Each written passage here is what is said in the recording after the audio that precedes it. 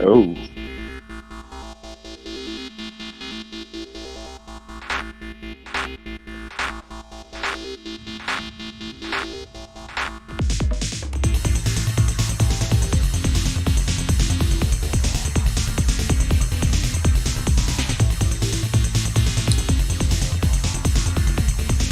That's right, Sausage Bowl Podcast, episode 11, here at you, new and improved. That's right, we got that new intro music. You didn't even know it was coming. I'm your host, Danny, and as usual, I'm joined by my co host, Cosmo. hello, everybody. And this week, we have a very special guest. That's right, we have none other than the Curry Jizz himself. We've got the beast from the east. We've got our very own, well, we have two of them, but one of them, the Indian, Rahi. Oh, yeah.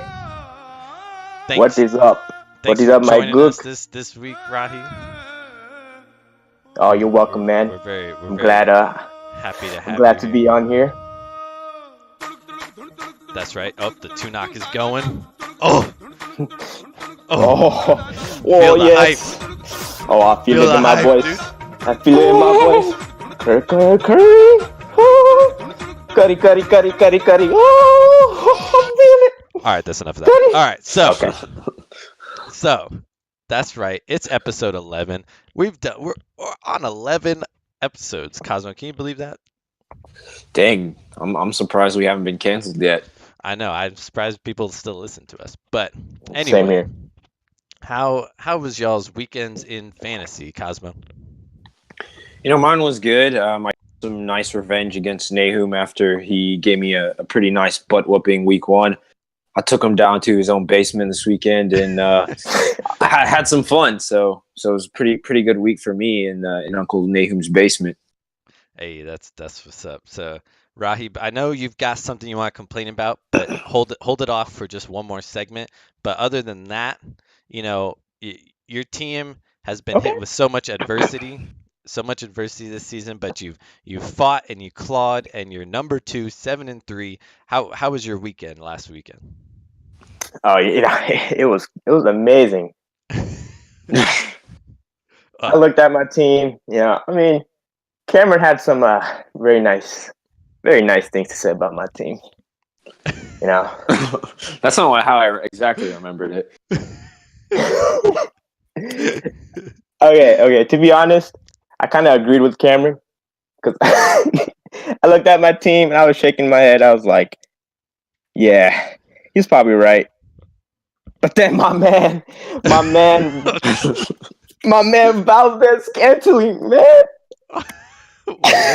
What did he do last week? He got a whopping like 7.4 points. Oh, Dude, freaking David Johnson carried your team last week. yeah, you're giving all the credit to Marquise Valdez Yeah, I don't Scantling know. when David Johnson put your team on his back.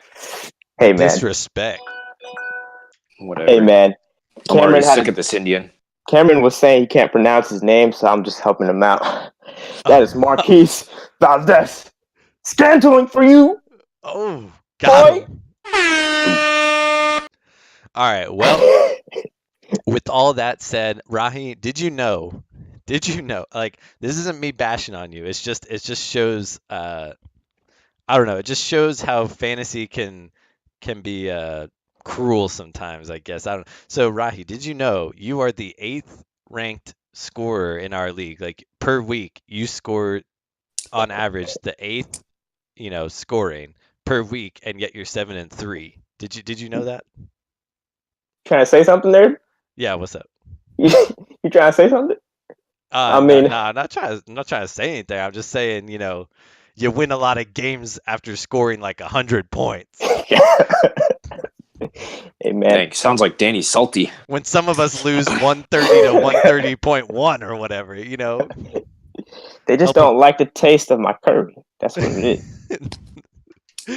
Oh yeah. All right. Well, thanks everyone for joining us for episode 11. It's gonna be a good one. I can promise you that. We got our news of the week as usual, where I'm sure there's gonna be a rant, and then we got our top players of the week: Bench Regrets, King and Stanky Sausage. I'm thinking, you know what? I want to rename this segment Stanky Sausage. I don't want to be stinky anymore. It's Stanky Sausage. So we got our King and Stanky Sausage. Then we got our weekly playoff standings updates. Then we have our special segment with Rahi. You're not going to want to miss that one. Our Week 10 matchup review, our key transactions, and our Week 11 preview, followed by the bold predictions of the week. You're not going to want to miss that either. You know what? You're just not going to want to miss the entire show, right, Cosmo? Yeah, and there's a rumor we get naked at the end, so might want to stay true for that. Yeah, might want to tune in and watch the screen that just shows our artwork for that, because we might be naked. But all right, well, let's get right into it with the news of the week by Anchorman Cosmo.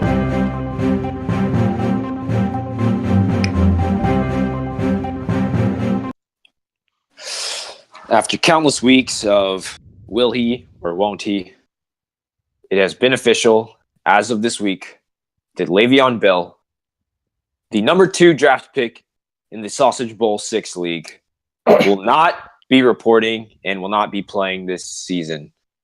Ooh.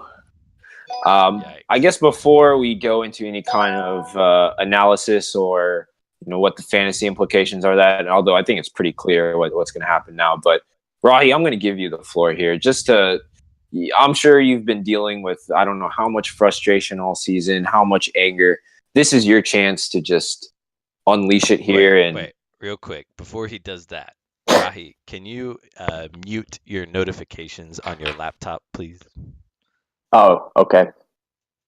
All right, so save that rage, save that internal struggle, for just a second, while you deal with some technical stuff. Keep that ball of fury boiling inside of you. Okay. I'm ready. All right, unleash it. All right, man. So I've been keeping Le'Veon Bell for 11 weeks now, right? Right. Right. Man, I was like, all I need to do is get 4th place and I'll be happy.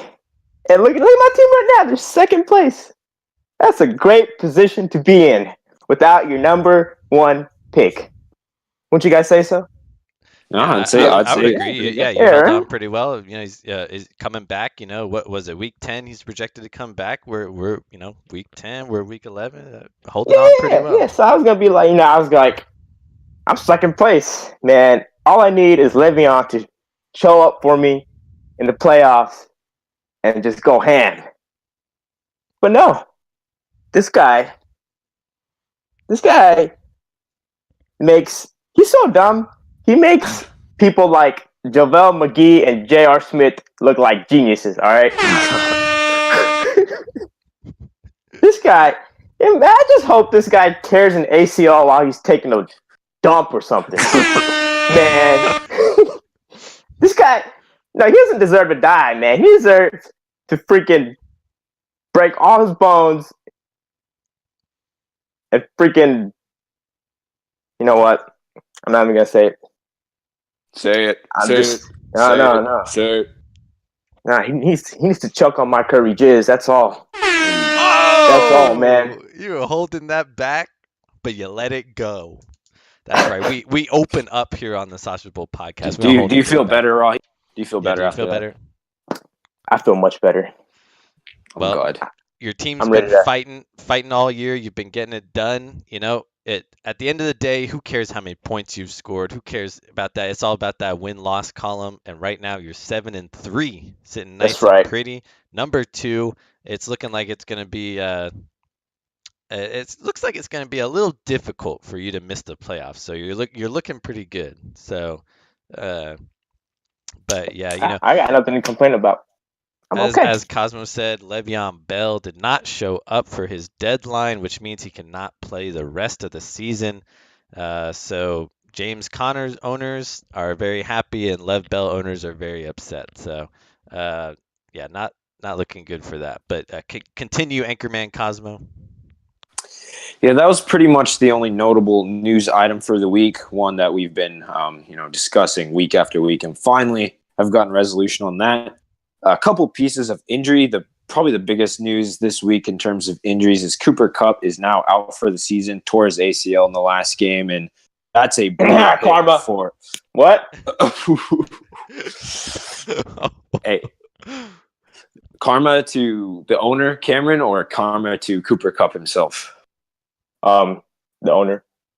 Oh, I think dang. Cameron, I don't know. Cameron needs to go to like a voodoo witch or something and like get himself checked out because he puts people on his team and they just get injured. Like tight ends all injured, like players all injured. Cooper Cup's now injured. You know, Cameron, you should have picked up Valdez Scantling, by the way. Yeah, so I'd say get yourself checked out, Cameron. Yeah, that's a brutal blow. I mean, Cameron's been dealing with injury after injury. We talked about that in the last podcast. So hopefully he can adapt and be without his Cooper Cup, which is brutal because Cooper Cup's really fun to watch. Really good football player. So hopefully he can recover and come back even stronger than ever. Besides that, I'm sorry. I was just gonna say, what's interesting or going to be interesting is when Cooper Cup missed previously. Jared Goff took a hit. Like pretty much the whole Rams offense minus Todd Gurley took a hit. Like their whole passing offense kind of took a hit. Like in the games he was missing, they weren't really dominating teams anymore. It was mostly they were winning by like 3-6 points, stuff like that. And it looked like it was struggling for them. It was kind of all funneled through Todd Gurley. So it'll be interesting to see if this kind of affects the Rams season, like if they start going downhill a little bit. Yeah. Yeah, we will see. We'll see if any of those receivers get a boost, but again, an unfortunate injury for a really good player in Cooper Cup.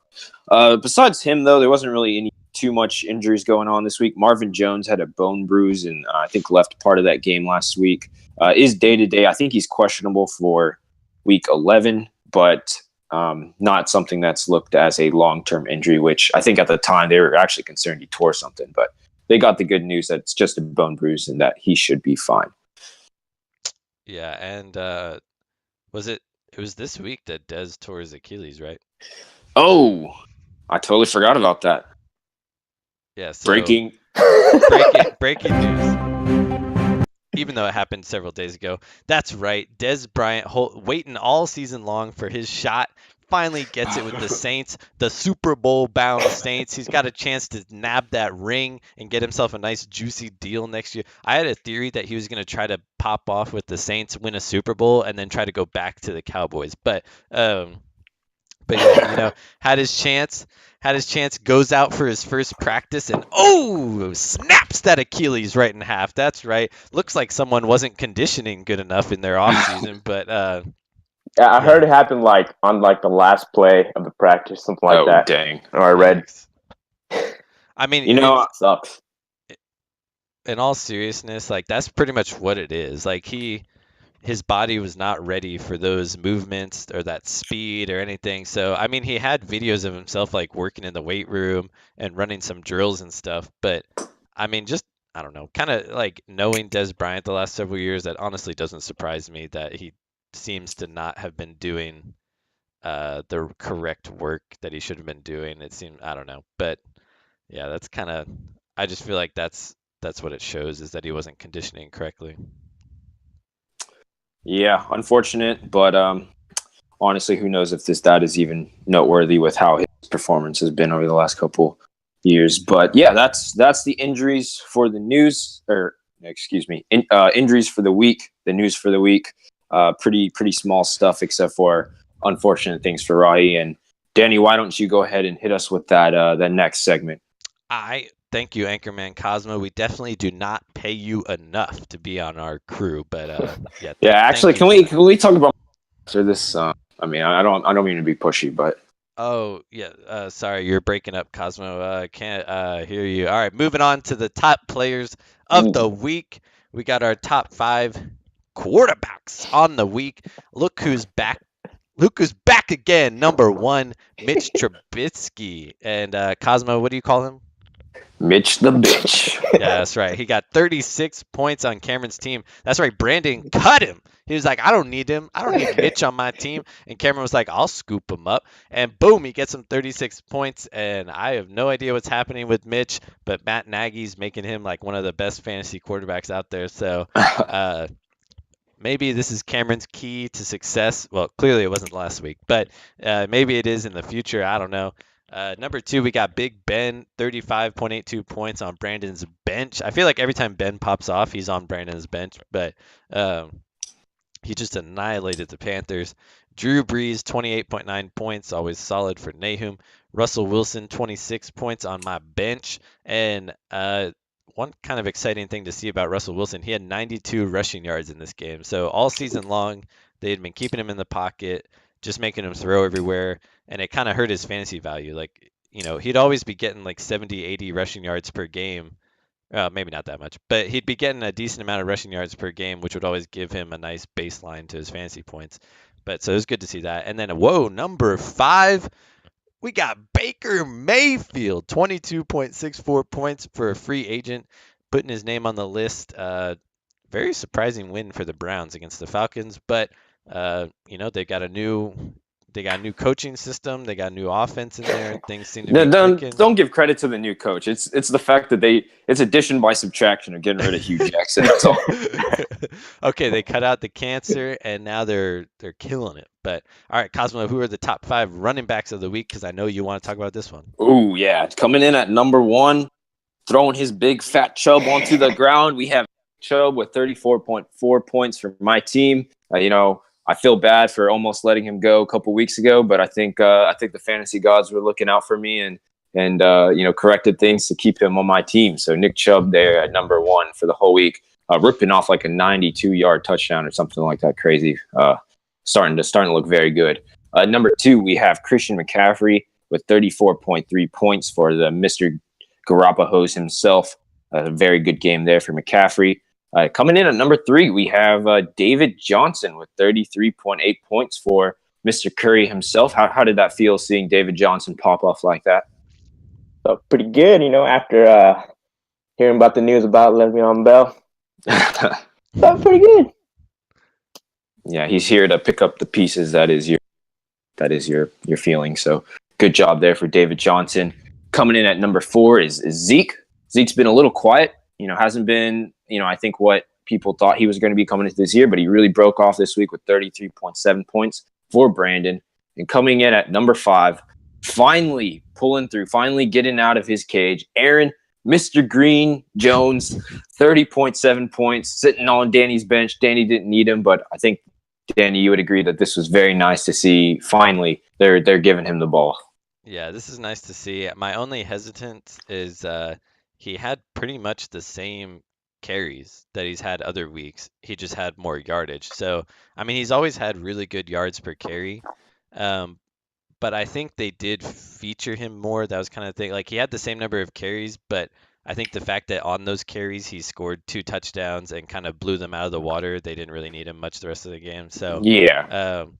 But yeah, it looked like they changed their game plan. They said, we're going through Aaron Jones, throw Jamal Williams to the side. Like, who cares about him? It was like 18 carries, or it was 18 touches for Aaron Jones to 3 for Jamal Williams. So, yeah. I trade you Love Bell for him.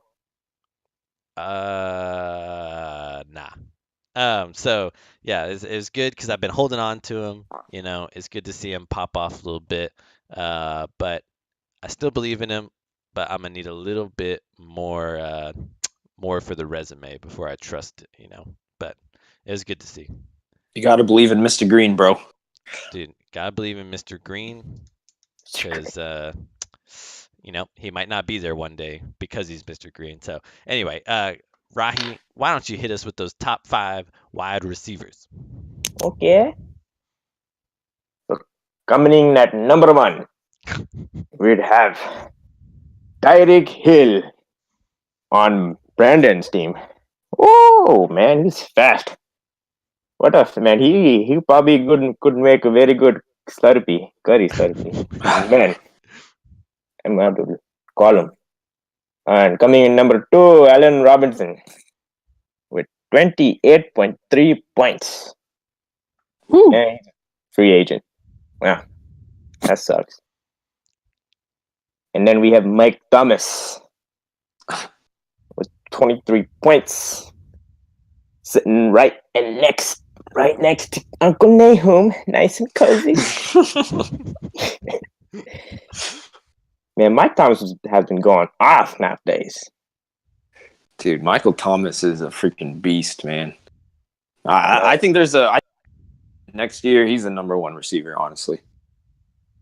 But yeah, he's we'll pretty see. good. I think he just likes to sit next to Uncle Nahum. That's what it is. But anyways, the number 4 wide receiver is Corey Davis with 22 points. Oh, he pulled out the Yu-Gi-Oh card of Corey Davis. Taylor's team, by the way. And then coming in 5 is Brandon Cooks. Once again on Brandon's team. Okay, Brandon's got 2 of these. 2 top wide receivers this week. Dang, Brandon. That Brandon to Brandon connection.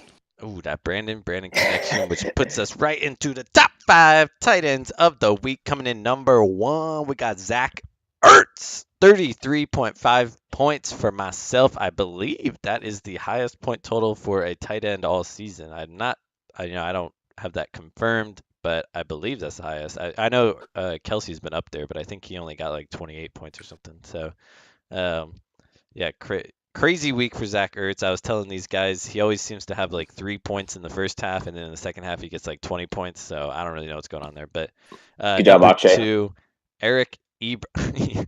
Well, yeah, good. I mean, Eric Ebron, 26.6 points for Akshay. So I don't know. Ever since Akshay's gave up Ertz, he hasn't really missed him because Eric Ebron's been a top scorer almost every week since that trade. So nice pickup by Akshay. And then we got number 3, Austin Hooper with 16.6 points as a free agent.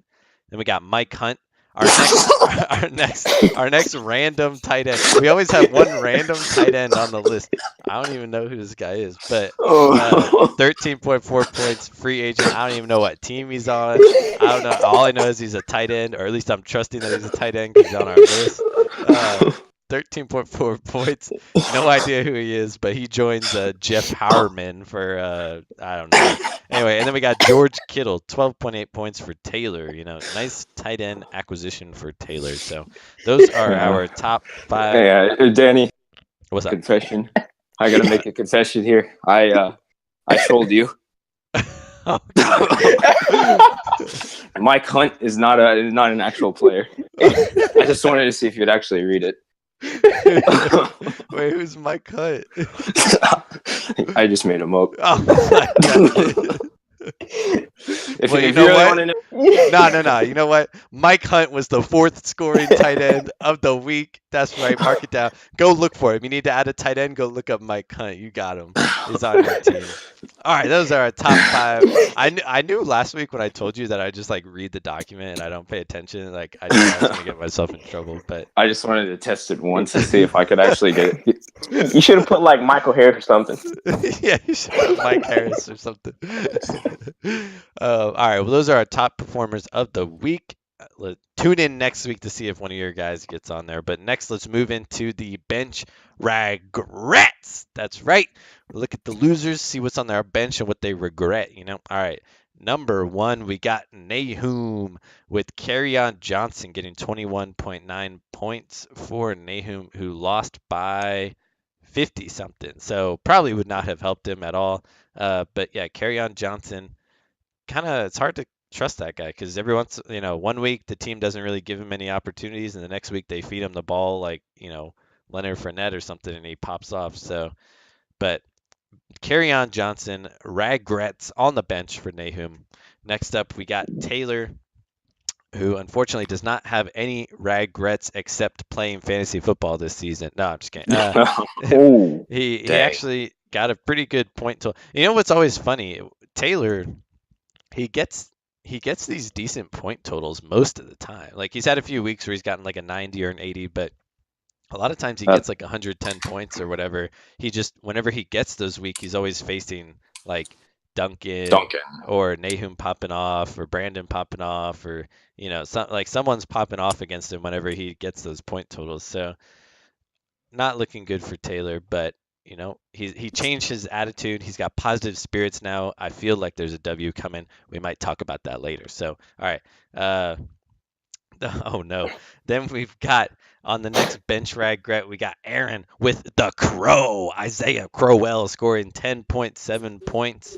And I don't think it would have helped Aaron at all in the win because he was down by like 30 points. But man, Aaron, I'm telling you, you gotta believe in the Crow a little bit more, Hey, man. I got a question for you, Danny. Do you think Hit the me. Crow has been the number one most frequently guested guy on the bench regrets list? I feel like he's showed up on it for Aaron. I don't know how many times. Yeah, I would say, yeah, if you picked a player, I think it'd be tied with Lamar Miller because Lamar Oh yeah, Miller was him on and here Lamar for like Miller. 3 weeks straight.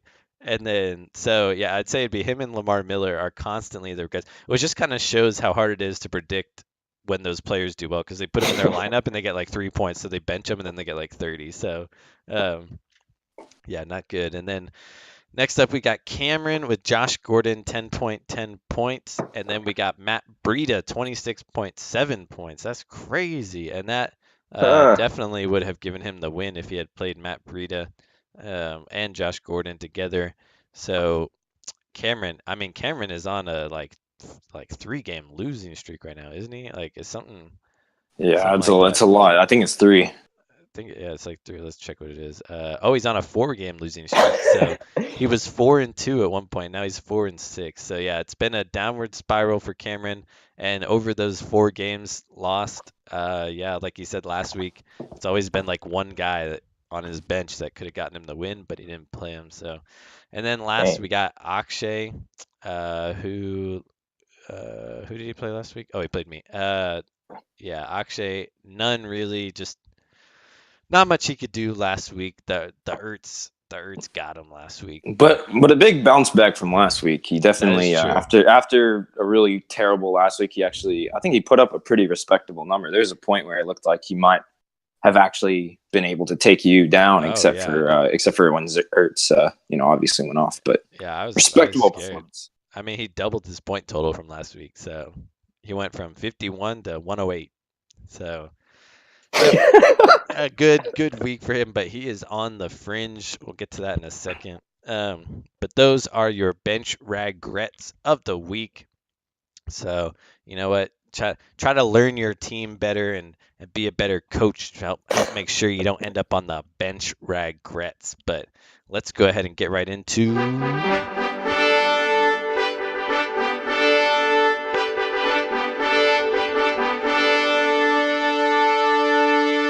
the King Sausage of the Week goes to my man Cosmo. Oh no, it doesn't. It goes to me. Oh, that's right. Cosmo with 143 points just narrowly got sniped by me with 146 points. Chalk up another King Sausage for me. I humbly accept this award and move. No, just kidding. Yeah. You know what, Rahi? You take over co-host. So I'm done. I'm done. Dude, okay, the funniest thing about this was Cosmo. So Cosmo's sitting pretty at like 143 points, and at this point I think I only had like 90 and Duncan had like I don't know, like 120 or something.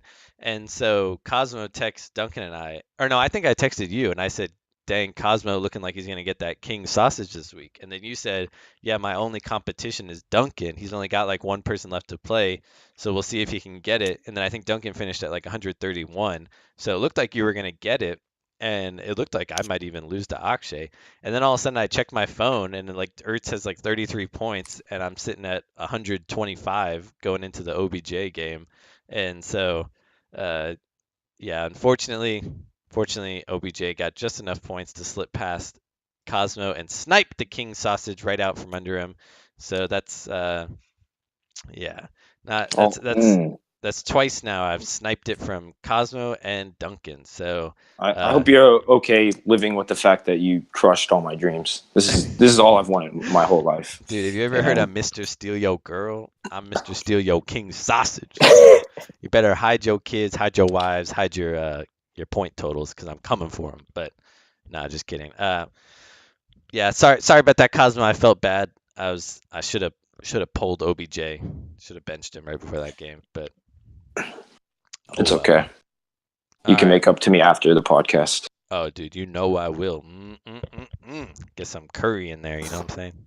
But Of all right, course. that is our King Sausage of the Week. Myself, almost Cosmo, but it is myself. I humbly accept this award and put it aside. And now let's get right into the stanky sausage. That's right. Once again, we've got the nut sack rubbing all over that stanky sausage. Oh, Rahi, you know what I'm talking about? You're whipping out that nut sack Nahum, rubbing it all over the stanky sausage. Ooh, Uncle stanky. Nahum. Stanky Uncle Nahum whipping out them nuts and just rubbing it all over the stanky nuts, dude. 84.3 points. Looking like he rebounded last week, scoring 150. He's like, oh, I'm back in it. I'm back in it. You know what I'm saying? I'm coming out from under the basement. I'm back. And then, boom, right back in there. Right back in the basement. 84.3 points. Nut sack stanky sausage. Ouch. Yeah, that was a rough one. So sorry, Nahum, but the gook took you down, and you got the stanky nutsack sausage on top of that. So, sorry, Nahum, but another stanky sausage for you. Uncle Nahum. So there you have it. King Sausage of the Week, myself, and the stanky nutsack sausage, Nahum. At this point, I don't even know what to think of Nahum's team. One week he gets the King Sausage, the next week he gets the stanky sausage. So very hot and cold team. But all right, let's get into the weekly playoff standings update. Let's get over here, click the standings. Let's look at this. All right, so as everyone knows, we're inching closer to the playoffs, so we want to update you guys every single week on what the standings are and what the field looks like right now. So I'm going to run through these rankings real quick. So after week 10, we've got President Fight Milk, number 1, 8-2. We got Curry Jizz, our guest today, 7-3. And then we have a 4-way record tie at 6-4 with myself, then Brandon, then Cosmo, and then Nahum. And then we've got Aaron and Cameron sitting on the edge at 4-6. Akshay sitting on the very edge, 3-7. And then, as we discussed last week, we had our Viking funeral. We sent him out to sea. Taylor, 0-10, not making it to the playoffs this year. But he does have his eyes set on possibly changing some of the playoff implications. So watch out for Taylor. He's coming for you. But not this week. No. But so if the playoff or the season was to end today, Duncan would have a bye. Rahi would have a bye as well. I would be playing Nahum in the first round, and then Brandon and Cosmo would also be matching up in the first round. So that would be some interesting matchups. And actually, now, well, I'll say this real quick. So Aaron and Cameron are 4-6, and Rahi or Akshay is 3-7. So we have 3 weeks left. We got week 11, we got week 12, we got week 13 in the regular season. So that means and the last playoff spot right now is a 6-win team. So Akshay, to even have a remote chance, and his point totals are kind of low, so he would need to get that up to win some tiebreakers. But he would need to win the rest of his games and hope that one of the 6-4 teams loses the rest of their games to even have a chance to get in the playoffs. So very, very fringe for Akshay. We'll see if he can pull it out, but it's looking bleak. Hey, I believe. I believe my Indian. Well, he's slipping off the cliff right now, and I'm ready to stomp on his last few fingers that are holding on because I play him this week, and potentially for the second year in a row, I might have the chance to eliminate him from the season. Yeah, let's walk down memory lane real quick. So last year, no, go ahead. I was just gonna say. So last year, President Vladimir Putin. Akshay was the number 1 seed after the regular season. I think he was like 9-4 or something like that. Number 1 seed, went up against Cosmo's beaten up team at number 8. And that's right. Cosmo beat him in the first round of the playoffs and knocked him out. So this time he's got a chance to knock him out as well, because if Akshay loses this week, he is officially mathematically eliminated from the playoffs. So and then who gave up Kamara to who had Kamara last season? I gave Akshay Kamara. You This gave year, okay. he gave me Kamara, so Yeah. who knows? There might be some kind of weird like Oh, no. reverse thing. Like the roles have reversed. Like I'm the dominant, and he's the submissive now, and I got Kamara, and he's got I don't know who else. No. So you're Yeah, saying I don't know. Kamara's going to get concussed this game and leave you with 3 points? I don't know. Oh, The more I'm talking about this in my head, I'm starting to think that I'm actually starting to get nervous now. I don't know. All right. Well, and then for Aaron and Cameron, it's not looking. I mean, it's not looking good, but there's still a decent chance they need to at least. I mean, ideally, they need to win the rest of their games to even have a very large shot. But technically, they need to win at least 2 of their last 3 games and hope that one of the 6 and 4 teams loses the rest of their games to even have a chance, and then hope they can win on tiebreakers. But so it's looking pretty bleak as well for them. But let's see if they can get it done. I think I was looking at it, and if all of the 6 and 4 teams win this week, then that the playoffs are not the order set, but the people that are in the playoffs will be set. So yeah, it's going to be an interesting week. We have our trade deadline coming up next week, so we'll have to see how playoff implications affect that. But now for the main topic of these playoff updates. That's right, our strong President Fight Milk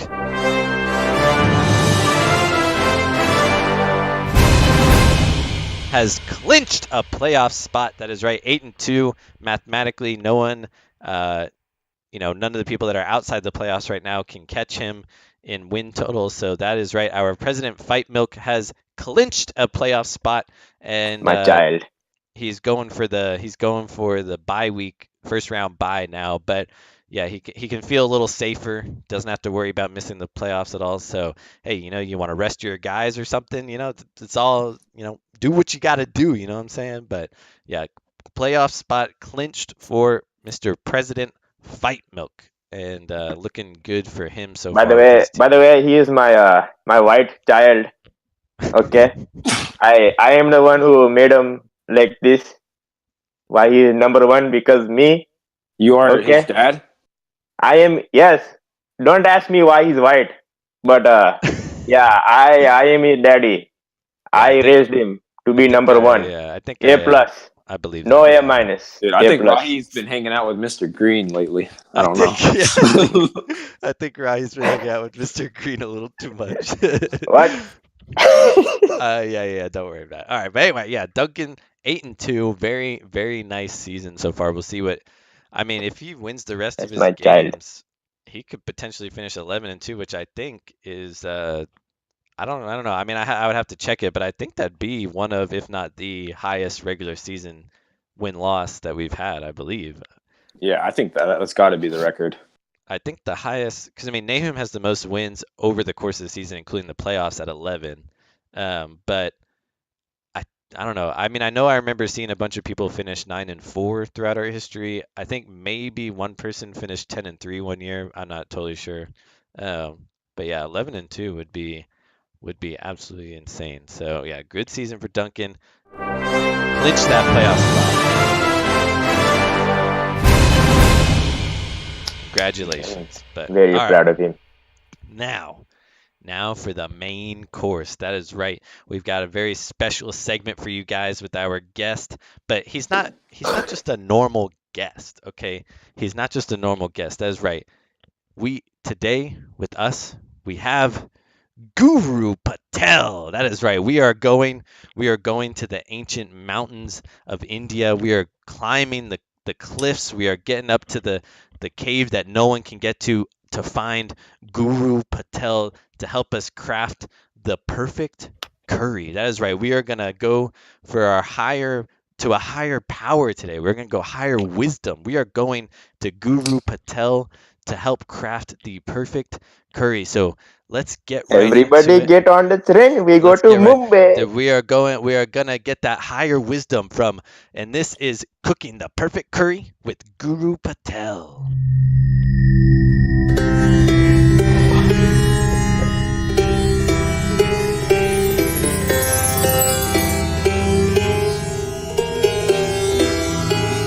Oh yeah. Oh yeah. higher power fuel you. Do you feel that higher power? Oh, it's Guru Okay. Patel. Guru Patel. Guru, we are so honored to be in your presence, Guru Patel. I welcome you guys. Thank you. We have traveled Today, all this way to learn how to craft the perfect curry. Okay, so we have 9 ingredients, but we need your help explaining these ingredients and putting them together to make the perfect curry. Would you please give us the privilege, Guru Patel? I will. But first, we have to do prayer. Put your hands together. You know, I don't. I believe in Buddha, so I don't know if I want It to doesn't use. matter what you believe in. Just put your hands together, man. Come on. All right. If you want to make really good curry, this is the main ingredient right here. Your hands All right. together. Yes. Yes, Okay, raise Guru them up to Patel. your nose. And now breathe in. And now say with me. Om. Okay. Good job. Now we get into the ingredients.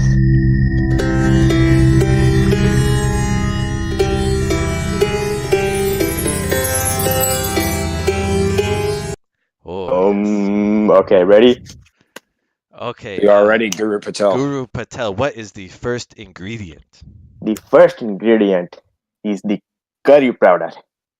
It is one of the main ingredients, and I think the curry powder, it will go to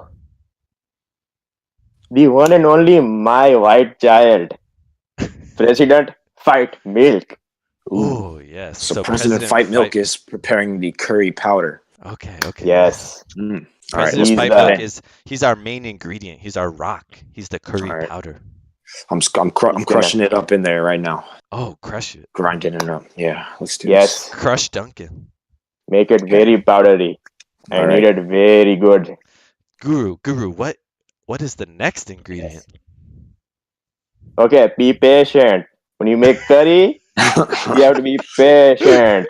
You know, we've been walking a long way to get here, Guru Patel. I'm not trying to complain or anything, but you know. Okay, do you want to eat curry or not?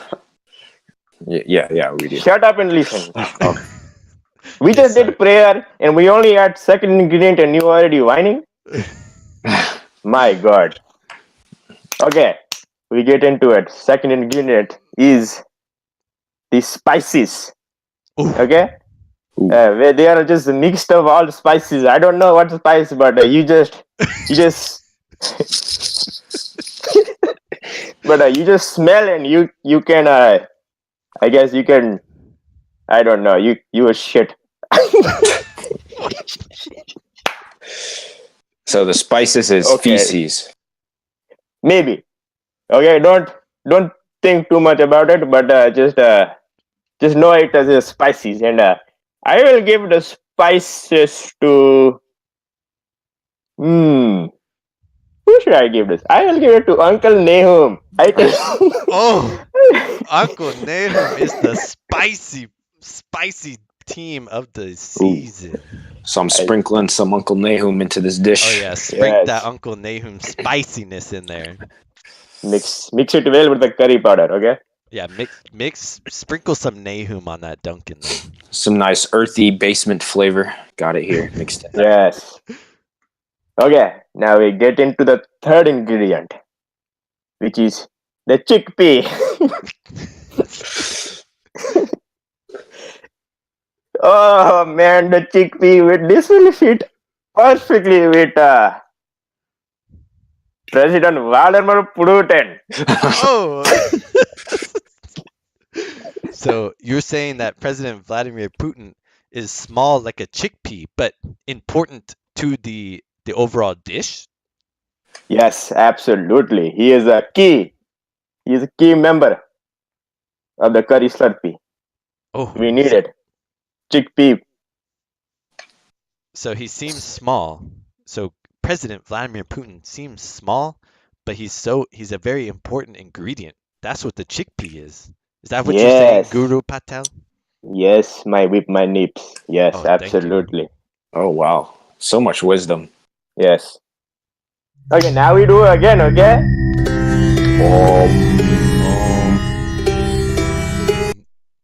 All right, so yeah, Okay.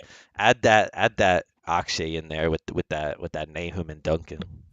Yes, add him in with the other things.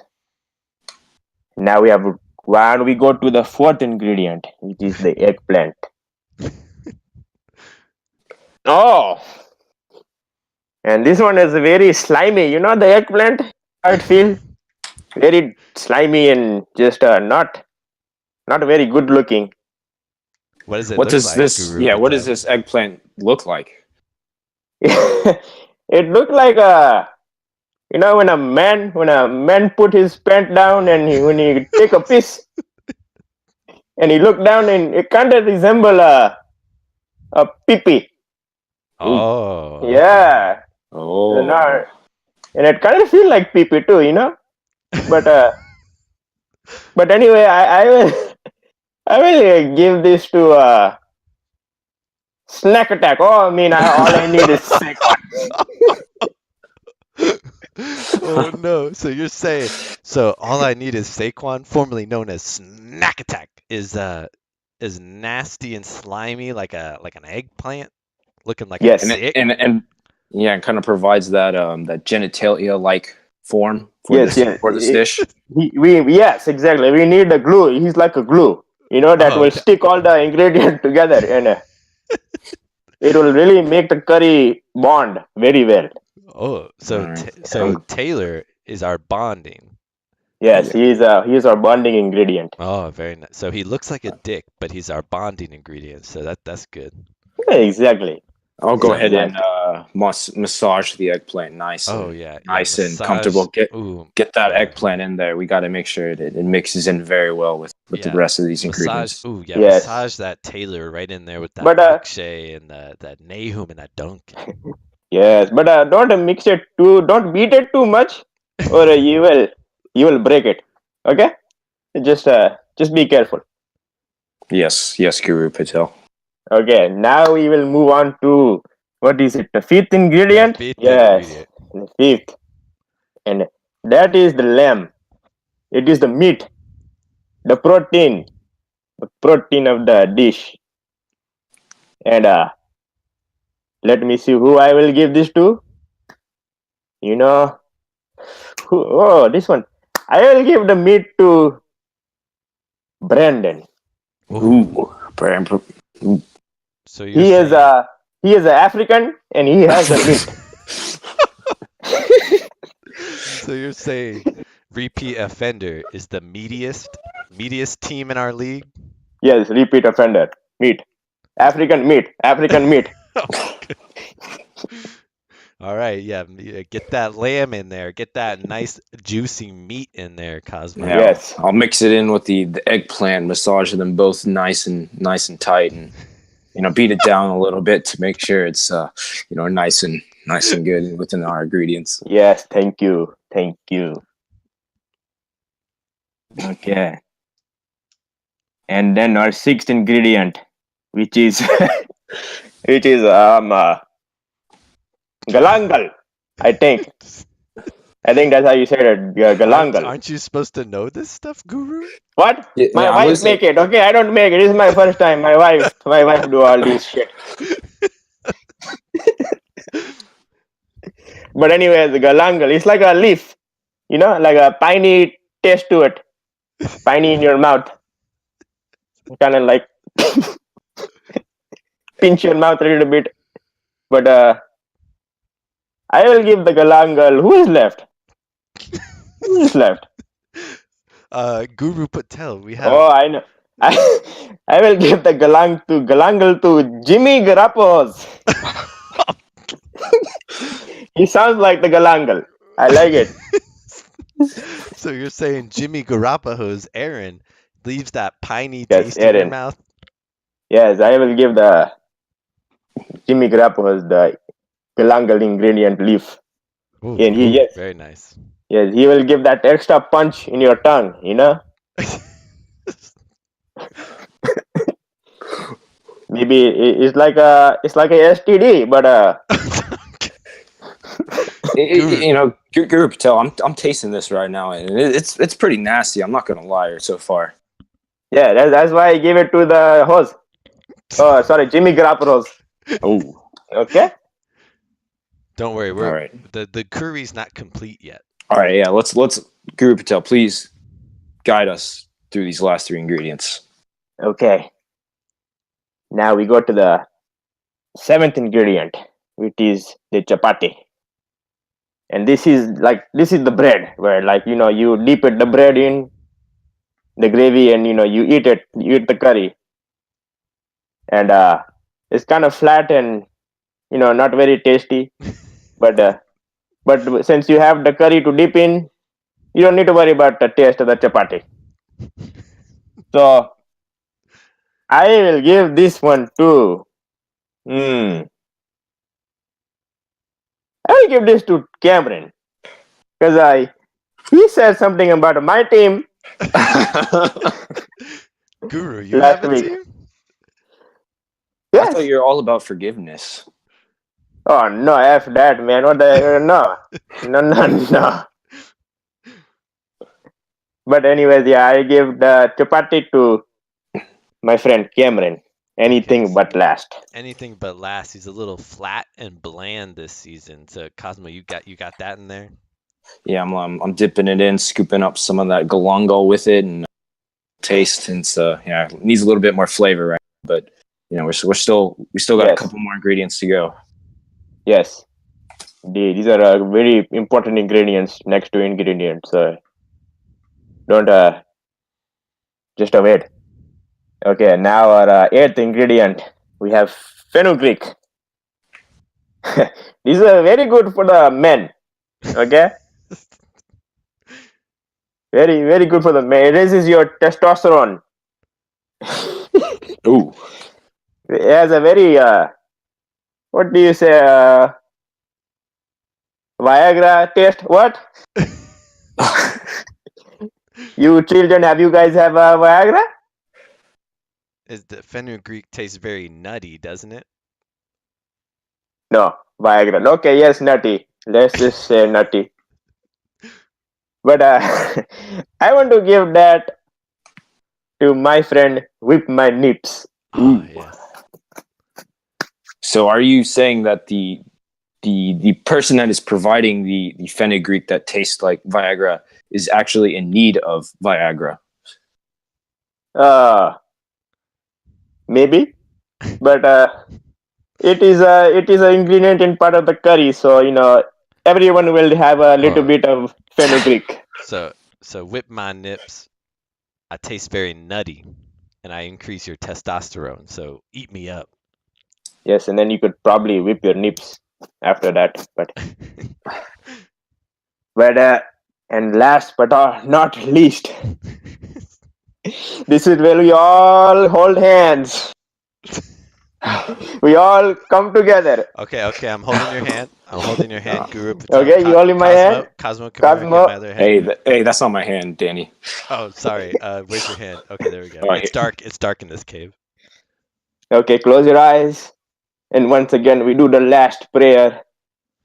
Ready?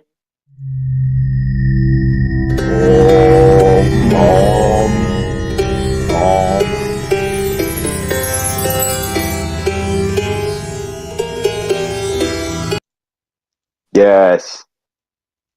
And the last ingredient. Oh, the cheese. Oh, yeah. Yes. The cheese. Sorry, my friend. But the last ingredient is the cheese. And I will give that stinky, gooey, warm liquid to my friend Gook.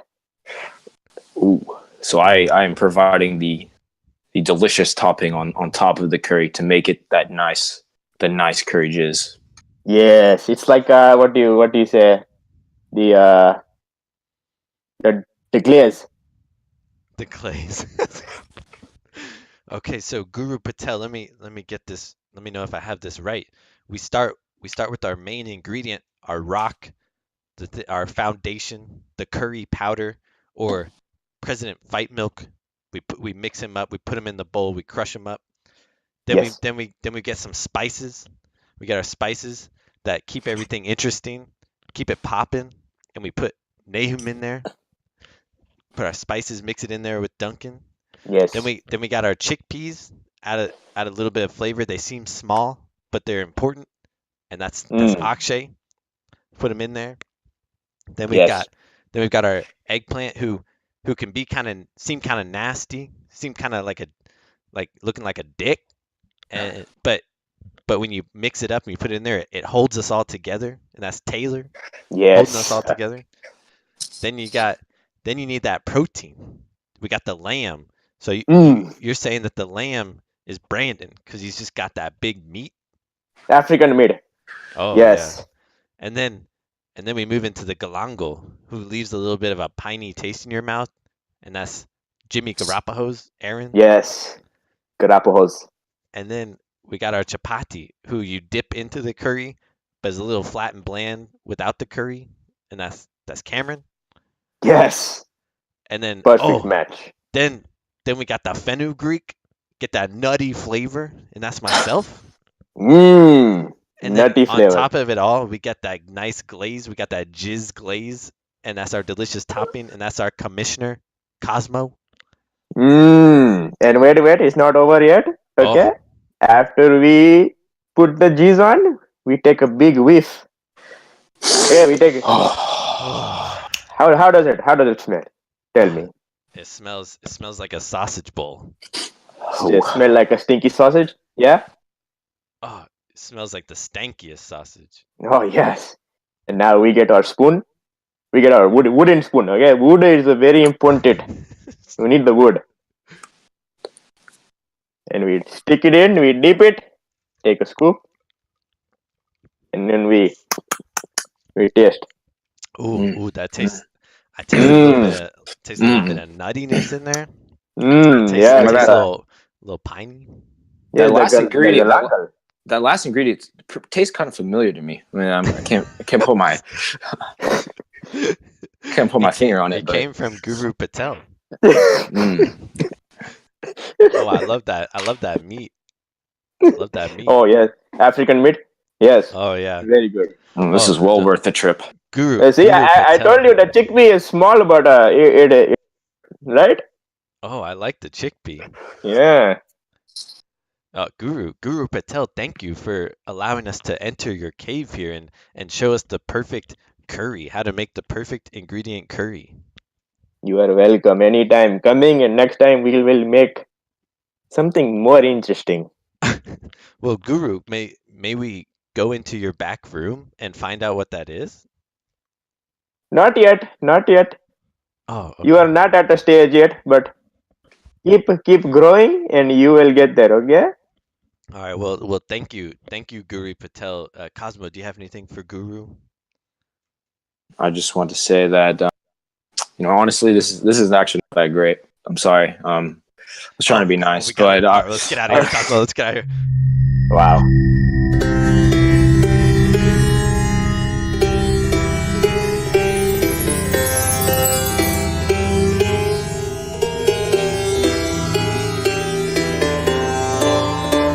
All right, thank you, Guru Patel, for teaching us the perfect curry, the perfect ingredients for the perfect curry. That was a very nice trip.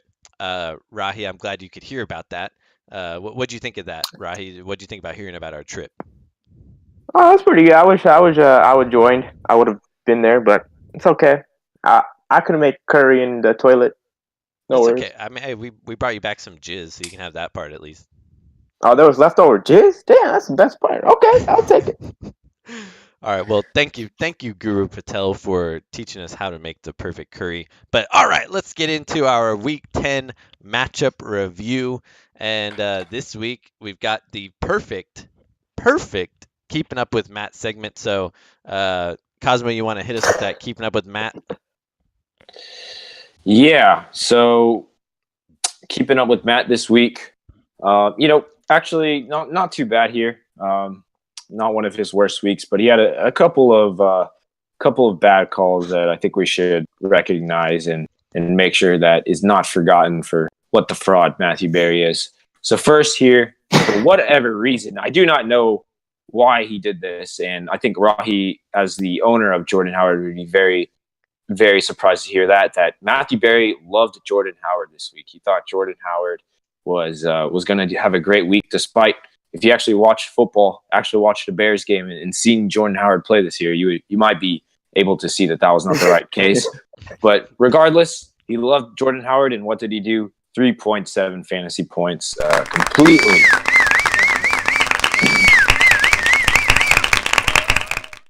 So good job there. Good job there by Matthew Berry.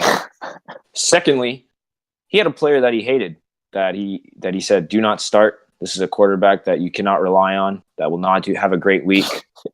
And I think one lesson you should learn in fantasy is you can't doubt Mitch the bitch, bro. And, he proved him wrong, scored 34 points and made Matthew Berry look like a complete idiot there. So really hated Mitch Trubisky there, but don't know why, considering how great he's been doing this year. And then finally, this one is just unspeakable. And coming from a guy who's probably unnecessarily hyped up the David Njoku hype train all season long, even I, the believer of David Njoku, got off the bandwagon this week. I saw the signs. I started to see my prediction going wrong, that this guy maybe just doesn't have it this year. But no, Matthew Berry did not see it that way. I guess he's not seeing what the whole audience is seeing, and he said start David Njoku. David Njoku is going to be great, and guess what he did, Danny? What did he do? 2.3 points. Wow. So not a great week there by Matthew Berry. So like always, don't listen to his advice. Stick with all your fantasy advice with the Sausage Bowl podcast. We'll give you the absolute best, most expertise predictions that you could ever have. We are never wrong on this podcast. No. And if you're actually looking for real analysis, come to this podcast. Yeah, a little caveat to that. If you are playing Cosmo or I, please listen to Matt Berry that week. Just do anything he says. If you wake up on Tuesday and it shows that your opponent for the week is either Gook or Whip My Nips, please immediately tune to Matthew Berry all week long and do exactly as he says. So just wanted to throw that out there. But all right, that is our Keeping Up with Matt segment. As usual, he was very wrong. So don't know how he keeps his job at ESPN. But okay, let's get into that Week 10 review. Looking back on the week, we got some, as we said last week, this is getting into our revenge season. We're playing the same people that you played in the first 4 weeks, and this is your chance to get back at them if you got the L last time, or to crush them and beat them 2-0 over this course of the season if you beat them week 1. So first matchup we had here, we have myself versus President Vladimir Putin, and oh boy, did I have a sour taste in my mouth from week 1, because, man, Akshay comes in week 1 and drops 145 on me. He wins the King Sausage Award and just kicks me out of the park, even though I had 125 points, making me go down to 0-1. I was really hoping to I think I've started every season 0-1 so far. I was hoping to start off 1-0, but nope, couldn't happen because President Vladimir Putin took me down, and this week I got some revenge. So it was projected myself 139 points to Akshay's 96. It was projected to be quite a blowout, which it ended up being 146 to 108, and I took the W to even the season series to 1-1. But I will say I was pretty scared throughout this matchup. There was one point in the weekend where both of us were kind of tied around 80 points, and I only had like 2 people left, and he had 2 people left, and I was like, man, it's a little too close for comfort. So, but this week, looking at the teams, Matt Ryan, performed decently well for a quarterback, 20 points. Julio Jones got his second touchdown of the season 2 weeks in a row now, got 20 points. Odell Beckham Jr., 20. I know, yeah, dude, he had not scored until last week this season. It was all yardage up until that point. But now he's popping off, got his second touchdown of the year. 20 points from him. Odell Beckham Jr. got 2 nice touchdowns against San Francisco. James Conner unfortunately left the game with a concussion, ended a little bit lower than his usual point total. Melvin Gordon, 25 as usual. Ertz popped off and saved my week with 33.5 points out of nowhere against Dallas. But then my wide receiver kind of failed me, and my kicker and defense just pooped it up this week. And that's kind of where Akshay made it close, because this week he had his tight end got 26.6 points, and his defense got 17, and his kicker got 12. And that's kind of where he, where he was catching up to me. But Cosmo, this is just continuing the trend for Akshay's team of his kicker and his defense carrying him. Also, it seems that the rest of his team was still holding strike against Akshay except for Eric Ebron. Does Eric Ebron know he is African American? It does not appear so. I think he's getting himself confused with Jack Doyle or something. That's what's going on here. Yeah, he needs to watch out because he's supporting someone that says he hates black people. So, yeah, I don't know about that. But Cosmo, what do you take away from this matchup here? Yeah, I think from your angle, a very good week. Unfortunately, had to snipe that precious king sausage for myself, but good week there. And I think I'm starting to have a little bit of buyer's regret against trading away Leonard Fournette. I just got so frustrated with this guy, and the one thing I think I was really wrong on, and just that doesn't make sense to me, is like when they made that Carlos Hyde trade, I really thought they made that trade so that they could kind of cushion in the load for Leonard Fournette. He had 2 hamstring violations that kept him out for like 10 weeks. I thought they really wanted to be patient with him and bring in Carlos Hyde so that he could carry some of the load so Leonard Fournette would not be overworked. But what happens this Sunday? He gets 29 freaking touches. I mean, that's more than, I don't know how many running backs out there. I mean, they ran this guy to the ground right away. So that theory that I had was completely wrong. Wasn't efficient, only ran 2.2 yards per carry. But if you actually watch the game, like, he looked a lot better than that number might suggest. So having a little bit buyer's regret on Leonard Fournette.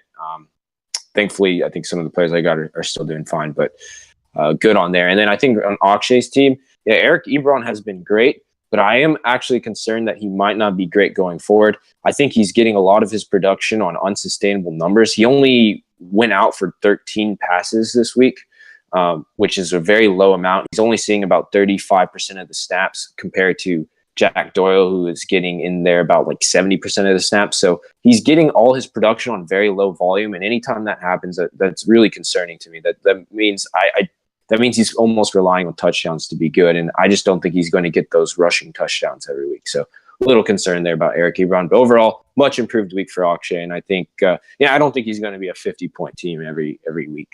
But yeah, I think he also got hit with bias just a little bit because he couldn't use Kirk Cousins, and Dalton just sucked it up for him, and he didn't have Emmanuel Sanders, who usually is pretty solid for him. So I think, if he had Kirk Cousins and he had Emmanuel Sanders, he probably could have been up in the 120s with his point total, maybe even 130s. So not a bad week for Akshay, and maybe it's kind of promising. Maybe he can get those 3 wins in a row. I don't know, or maybe he'll just get knocked out this week. But Rahi, do you have any comments on this matchup? Yeah, Akshay's trades just kind of screwed him up. So I kind of expected this, but yeah, that's my thoughts. You know what I'm looking at? I'm trying to determine how many people on Akshay's current team were on the team he drafted. So, Andy Dalton was not on his team. Mike Evans was not on his team. Shepard was not on his team. Adrian Peterson was not on his team. Doug Martin was not on his team. Eric Ebron was not on his team. Amari Cooper was not on his team. Greg Zuerlein was. Washington was not on his team. Kirk Cousins was. Devin Funches, I believe, was on his team. Emmanuel Sanders was on his team. Clement was not. Marvin Jones was not. And Ito Smith was not. So about 4 out of his entire team are still from his drafted team. So, yeah, Akshay's been wheeling and dealing. He's been keeping his name in there. He's been keeping it interesting. Unfortunately, it just hasn't turned in his favor this season. But, we like his attitude. Maybe he just needs to do a little more research or background checks before he makes some of these trades. But he's got the right idea, wheeling and dealing. So maybe it'll work out. Maybe he can save his season this year, but I think it will work out for him next year if he can just get a little bit more. Maybe he's come back to life like Taylor, change his name up or something. Yeah, maybe he needs to change his name, change his attitude. Maybe that's what he needs to do. I don't know. Take some advice from Guru Patel and Yeah. maybe change up some stuff. But all right, moving into our Yes. next matchup from last week, we've got our very own Cosmo against Nahum, and this was actually a very important matchup for playoff implications because both of these guys are now tied at 6-4. We got our tiebreakers, but the record's the same. It was a tight matchup, predicted 116 to 113, but it did not end up that way. Cosmo blew out Nahum 143 to 84. I think it was the largest blowout of the week. So Nahum drops to 6-4. Cosmo rises to 6-4. And this actually knocked Nahum down from like second place all the way to sixth place, putting him on the border of the playoffs. Now he does have a 2-game lead over the next person, but it does have him shaking in his boots a little bit. But Cosmo, Nahum won the quarterback battle here, 28-15 with Drew Brees, and he actually won the first wide receiver battle, 23-16 with Michael Thomas. So a good week from Drew Brees and Michael Thomas as usual. Cosmo got the slight edge with Larry Fitzgerald, 8 points to Calvin Ridley's 5. And then here's where it kind of starts to take off. We got Alvin Kamara with 24 points, solid as usual, and just beat down Tevin Coleman with 7 points. And then Joe Mixon, 9.5 points. Not the best from Joe Mixon, but a solid week to beat Wendell Smallwood with his 4.9 points. Then Jack Doyle, Kelsey kind of tied. But then, oh boy, Nick Chubb. Nick Chubb was chugging along, got 34.4 points, number one running back on the week, to just crushing Tyrell Williams, 6.6 points. And then, oh man, did Cosmos special teams come in this week? Will Lutz with 17 points and the Los Angeles Chargers defense with 13, just absolutely crushing Nahum there too. Just a blowout all around. Cosmo, are you feeling good about your team after this week, or do you feel like there's still holes? No, I think I'm feeling pretty good. I don't know if it's good enough to beat some of the top teams, and I don't think it will, but I don't feel like I have any glaring holes. I think the most encouraging performance I saw was what Kenny Golladay did. I really liked the 13 targets that he got in that game, and I think that kind of is showing that with Golden Tate out of the offense and the number of offensive options that Matthew Stafford has, that he's going to rely more on Golladay, and we're going to see the Golladay that was blowing it up those first 5 weeks. So I feel very good with that. And then also, Nick Chubb absolutely dominated, and ever since he took over that starting job, he's averaged about 18 points a game over the last 4 games. The lowest he's scored is like 8 in one game, so he's also been consistent. And to give Akshay credit, when Akshay made that trade with me for Kenny Golladay and Chubb for Evans, obviously he went back on it, but people were like criticizing him pretty hard for that trade. But really, if you look at the players and really evaluate it, like that would have been more than a fair trade. And like Chubb was actually a really good option. So we'll give Akshay some credit there. But yeah, I'm encouraged. Don't know if it's enough to push me over, but good performance by the Gookie Gook this week. Yeah, I think Nahum doesn't really need to be worried. Maybe he's got some holes to fill in, but I would say he doesn't need to be extremely worried about his team. Who are bench players? He had Stephon Diggs. Diggs would have helped a lot this week. Kerryon Johnson, can you trust him yet? I don't know. But, his defense gave him a negative number, which always sucks. And I had that happen to me week 1. Nothing you can really do to predict that. He picked the defense against Buffalo. Yeah, against Buffalo. That's what you're supposed to do. But they started, who knew they were going to start Matt Barkley, and he came out and lit it up. And so maybe people got to be more careful about starting against Buffalo now. But, or maybe the Jets just didn't take him seriously. But yeah, and Travis Kelce usually gets a lot more points than that. Tevin Coleman was a lot better, the previous 2 weeks than he was this week. So I think he doesn't have anything to be, he doesn't need to be panicking. I'm sure he's got, might want to try to look to fill some holes, but I think it was just a bad week for Nahum, and he's just got to move on to the next week. But Rahi, did you see anything special in this matchup? Yeah, Nahum just had a bad week. But Cosmo, how do you pronounce that kicker's name? Is it Lutz or Lutz? That's a good question. I like it. Lutz. but Nuts. we need to get our grammar expert, if we have one, on the line to help us out on that Yeah. one. I Think you need to drop them. think it's lots. Lots. All right. Breaking news. It is Lutz. Will Lutz. Will Rahi Lutz. would like you to drop him. Probably D's not nuts. to pick him up himself. D's Lutz. That's right. So, all right, moving into our next matchup, we have repeat offender Brandon against Jimmy Garoppolo's Aaron. And this one was also a very important game for both teams, actually, because both of them were kind of sitting on the fringe of the playoffs. Brandon was looking a little shaky. His team wasn't performing as well lately. Aaron's trying, he's on the outside bubble trying to get in. But this one was projected in Aaron's favor, 121 to 112. And Brandon came out and just smashed him 134 to 109 to kind of help secure, he hasn't secured a playoff spot yet, but it helped a lot, and it really hurt Jimmy Garoppolo's. On Brandon's team, Aaron Rodgers still not quite performing as well as he normally does, but Tyreek Hill, another blow-up game, 29.2 points, just really good receiver. The Brandon to Brandon connection is alive and well, 21 points from Brandon Cooks. And then Zeke showed up big time, 33.7 points. And maybe this is something he can look forward to going forward. Dallas actually faces some pretty good teams for the run, so maybe this is something he can really look forward to. Maybe Brandon's team's posed for another playoff run. We'll have to see. Marlon Mack, not a good week from Marlon Mack or Ben Watson, but didn't quite matter this week because Duke Johnson gave him 12.6 points. His kicker gave him 10.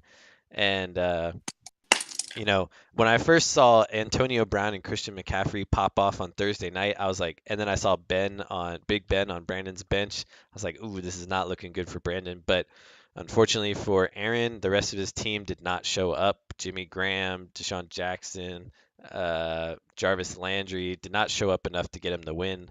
So, Cosmo, you think Aaron's hopes are gone, and do you think Brandon's looking poised for another playoff run? Yeah, it's not looking good for Aaron. He's pretty much going to have to win these last 3 games if he's going to make it, which is very possible. He's had some really good hot streaks, and as long as he has Patrick Mahomes going every week for him, there is a possibility. He also gets Dalvin Cook back next week, so he's got some reinforcements coming in. So I'm not saying I don't think Aaron's out of it yet. I think he's still someone you should be afraid of. His points total is still really high up there, along with like me, Brandon, and Nahum. So it's not like he's been performing that bad this year. So I think he can bounce back, and I do think Brandon is pretty safe for the playoffs unless Cameron's prediction comes true of Taylor. Taylor being that Cinderella story and knocking him out. But I think Brandon should feel pretty comfortable. His team's really good. Probably needs to try and upgrade at tight end. Probably the biggest hole on his team, but besides that, I think everything's looking pretty good. Yeah, Rahi, you think you scared to face Brandon in the playoffs if he makes it? At this point, I'm scared to face everybody.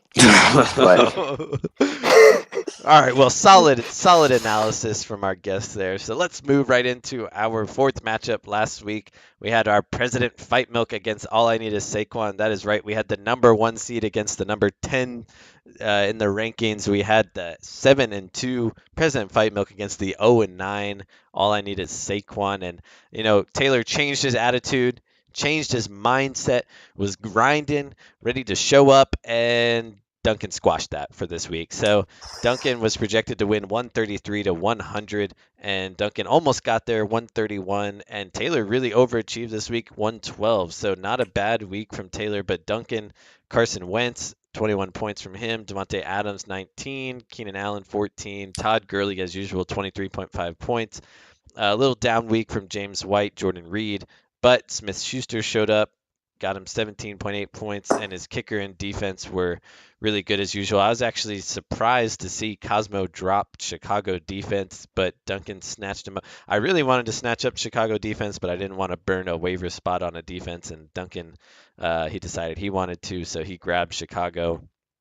and it really helped him out this week. But Taylor, like we said, not a bad week for Taylor. I mean, his quarterback was a little low, but Tyler Lockett, 17 points. Corey Davis, 22 points. Kind of a bad week from Saquon, 12, but not where we're used to, but still not a terrible week.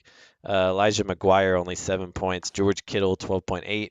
John Ross actually got a touchdown, and his defense actually got a decent amount of points. So, do you think a W is in the future for Taylor here, Cosmo? Not this week. It's going to be tough. I got to say, I'm impressed with that hodgepodge group of players he put together this week, and they actually did pretty good. I mean, he started Elijah McGuire, and I mean, John Ross is a terrible player, but I guess Taylor was,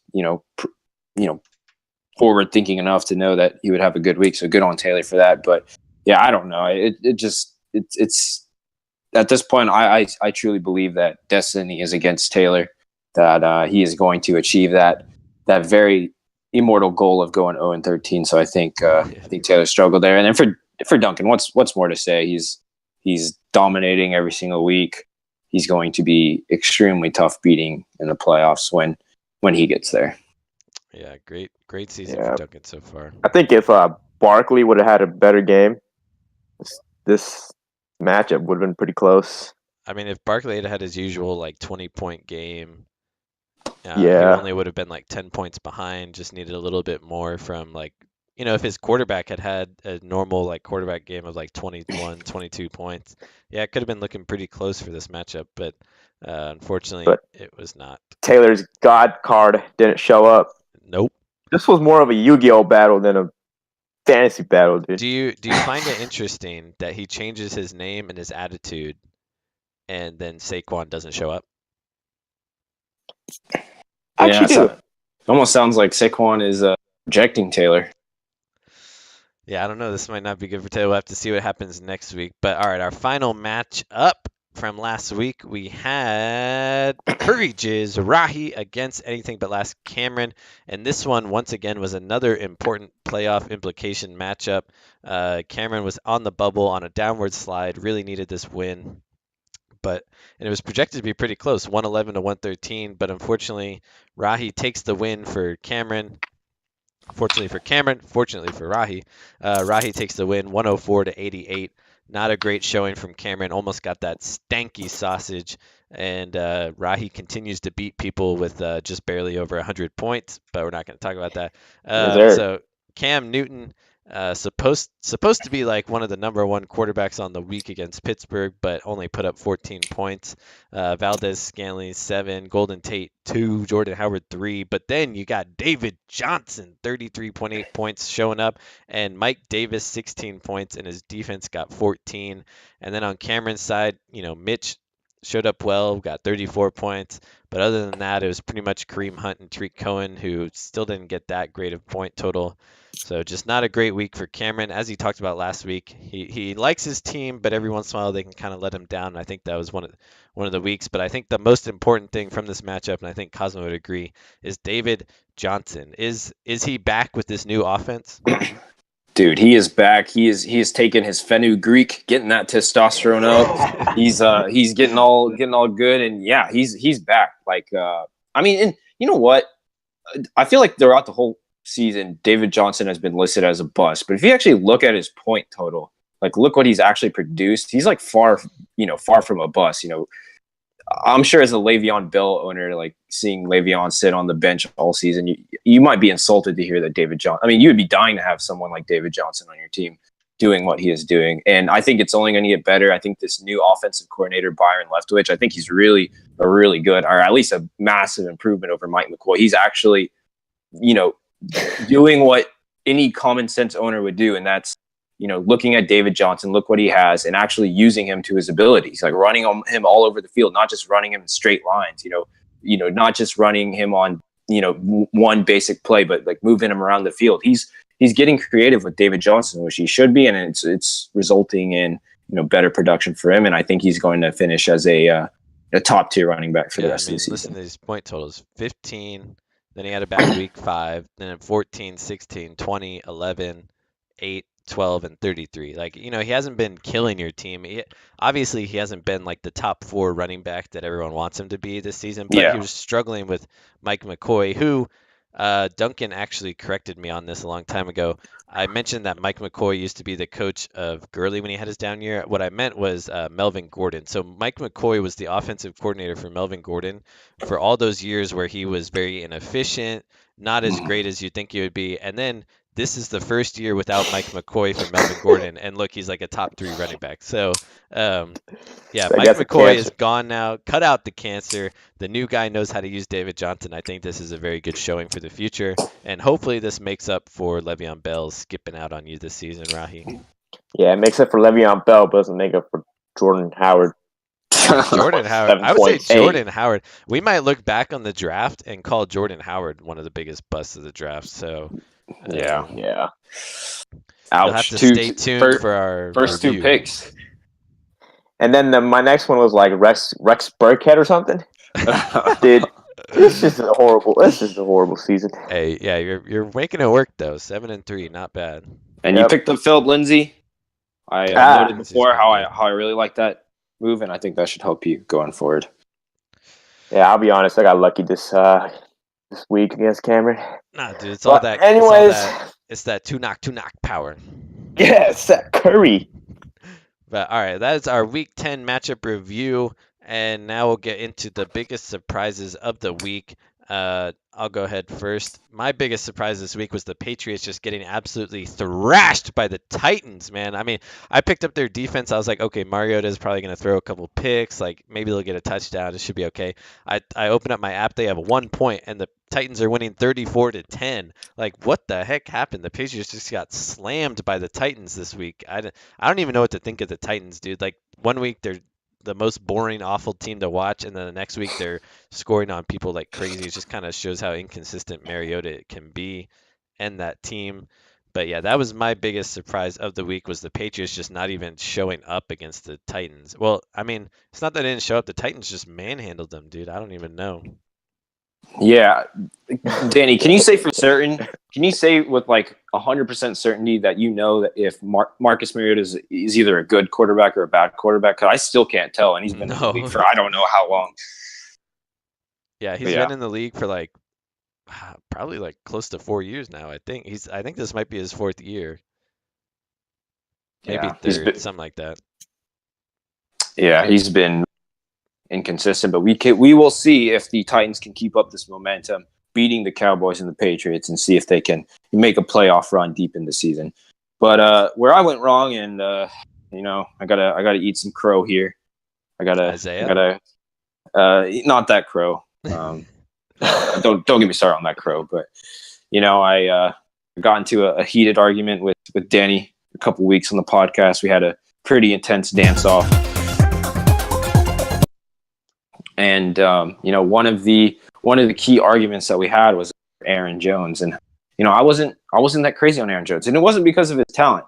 It was because I really did not think that Mike McCarthy was going to utilize him.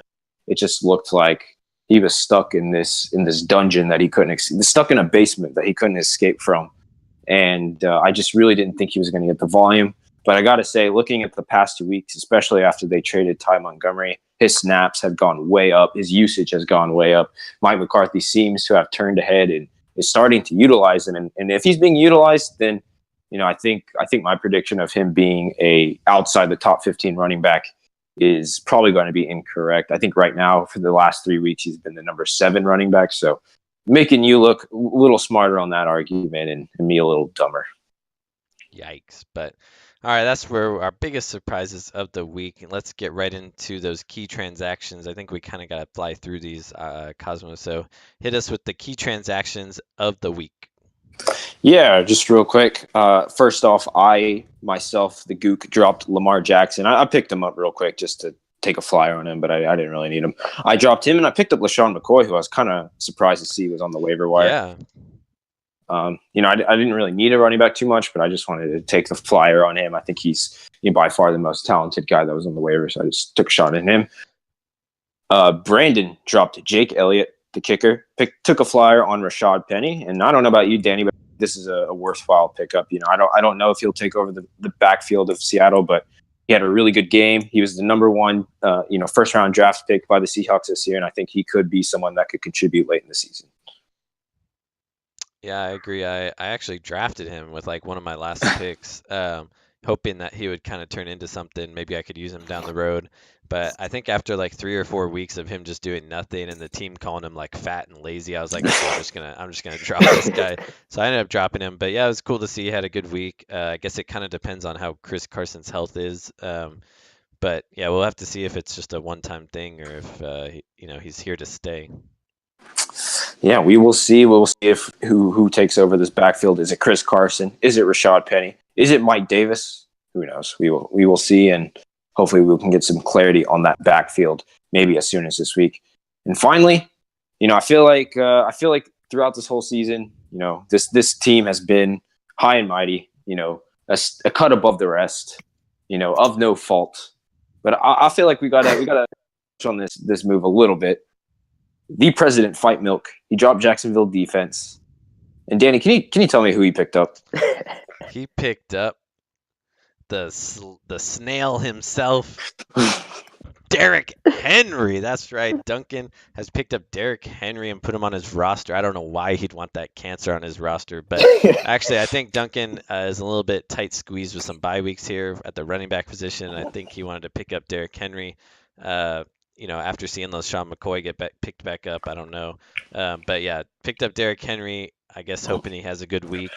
We'll have to see how he does. But yeah, don't expect much, Duncan. But I will say if you roster Derrick Henry and he gets a bunch of points and you beat Brandon with Derrick Henry, you will definitely get some praise next week. So yeah, and you know what? Maybe being on Duncan's team will elevate Derrick Henry. Maybe that's the key. True. Maybe being on such a prestigious team will actually improve his skills and make him kind of like actually when people go to the Patriots and then they start performing really well when they were terrible on other teams and stuff like that. Yeah, maybe that's what it is. Yeah, we will see. Is President Fight Milk a genius, or did he make a very rare F up here? We will see. All right, moving into our final segment, we've got our Week 11 previews. Let's go over these matchups real quick. Number 1, we've got myself, Whip My Nips, in 3rd place, 6-4, going against Jimmy Garoppolo's 4-6 in 7th place. And I believe this is a pretty important matchup for Aaron's chances to make the playoffs. If he loses, it's probably going to be nearly impossible for him to get in. If he wins, it'll edge him a little bit closer to the playoffs, and I think it'll kind of edge me with a maybe a slight chance of it wouldn't be good. It wouldn't really help my playoff chances, but we'll have to see. So this one's actually projected to be a blowout. Currently 138 projection for myself to Aaron's 116. 66% chance that I will win this according to Yahoo. On my team, we've got Matt Ryan and Julio Jones, that combo. We got Odell Beckham Jr. going against Tampa's Bay non-existent defense. I think I just said Tampa's Bay. Tampa Bay's non-existent defense. We got James Conner hopefully coming back from a concussion against Jacksonville. Melvin Gordon against Denver. Zach Ertz against New Orleans. And then I'm actually considering playing Leonard Fournette this week against Pittsburgh. They have a really good run defense, but if you kind of look over the last couple seasons, Jacksonville really has the Steelers' number. It seems like Jacksonville always knows how to play against the Steelers. Big Ben always throws like 6 picks, and he's on the road. So I'm thinking maybe Leonard Fournette can keep up that usage, sneak out some points this week. I actually have a lot of stake in this Jacksonville Steelers game. I got James Conner, I got their kicker, I got Leonard Fournette, so we'll have to see how that game goes. If that game goes poorly, I might get barely any points from all those guys. But then on Aaron's side, we've got Pat Mahomes, who's last time we met up in our Week 2 matchup, he threw 6 touchdowns. And what do you know? He's going against the Rams. And last time the Rams faced a high-power offense against the Saints, there was like 1,800 touchdowns in that game. So Pat Mahomes could very well throw for 6 touchdowns again. Antonio Brown, this week he has to play Christian Kirk because of some bye weeks, I think. Christian McCaffrey against Detroit, a very juicy matchup for running backs. Deion Lewis against Indianapolis, Trey Burton, and then Dalvin Cook comes back this week against Chicago. So not the best matchup for Dalvin Cook, but we'll have to see how he is coming back. Cosmo, who do you think is going to win this game, and what do you take away from it? Yeah, I think to beat you, Danny, just looking at your team, your team has to be in full force. You can't be starting Christian Kirk or having someone like that in your roster if you are trying to take down Whitmy Nips. If his team was at full force, if he had Jarvis Landry, maybe, but I just can't see it with his team not in 100% intact. I mean Melvin Gordon and now James Conner. Now that Le'Veon Bell is officially out for the season, he's an RB1 going forward. I mean, you pretty much have 3 RB1s going between Fournette, Gordon, and Conner, so that's going to be tough to beat. So, yeah, I think this might be the nail in Aaron's season. Yeah, we'll have to see. Rahi, what do you think about this matchup? Who do you And think's going to win? Danny, I'm looking at your team. All I see is like they're all Pro Bowlers. Like I don't see a single, except for your kicker and defense. Every single player on your team is a Pro Bowler. And that trade for Odell and Leonard Fournette, like that just made your team even stronger. Yeah, I definitely have you. Coming into this season, I kind of wanted to take a different approach to this season, and I kind of decided I wanted to try to, I always looked at other people's teams. I'm like, man, like I wish I had drafted that player or whatever. And I thought to myself, I was like, why don't I try to get that player? So this whole season was all about trying to trade and build my team through trades. I've got a few people on my team that I'm proud of from the waiver wire, like Tyler Boyd, and then people I drafted like Aaron Jones and stuff. But yeah, mostly building my team through trades in the draft. So just tried my best to keep an eye out for certain storylines, like maybe players who dipped for a few weeks where the owners were ready to get rid of them. Maybe people I could buy low, like Leonard Fournette, and see if he works out or not, take a risk. So yeah, I took a different approach of trying to build my team through the trades this year, and we'll have to see how it works out going forward. See if I can get in the playoffs for sure, and see what happens then. But yeah, so there you have it, Cosmo. Oh, go ahead. I was gonna say your bench is better than my starters, so. Okay. But yeah, go ahead. All right. Well, that's right. Cosmo and Rahi are both voting for myself to beat Aaron and make his chances of the playoffs pretty slim. Our next matchup, we've got our very own Goop Cosmo against President Vladimir Putin. And this right here, week 2, I believe you got the win in week 2, correct, Cosmo? That is correct. Yeah, so Akshay is looking to get some revenge here, but Cosmo's looking to put the nail in the coffin on Akshay's season for a second year in a row. If Cosmo wins this matchup, Akshay will be out of the playoff contention. So right now it's projected to be kind of a blowout, 121-102 for Cosmo. Cosmo's got Phillip Rivers against Denver. I think that's going to be a pretty high-scoring game. Adam Thielen is back off of his bye. Kenny Golladay, Alvin Kamara, Joe Mixon, Jack Doyle is back off of his bye. Or not off of his bye, but he's back getting into the fold.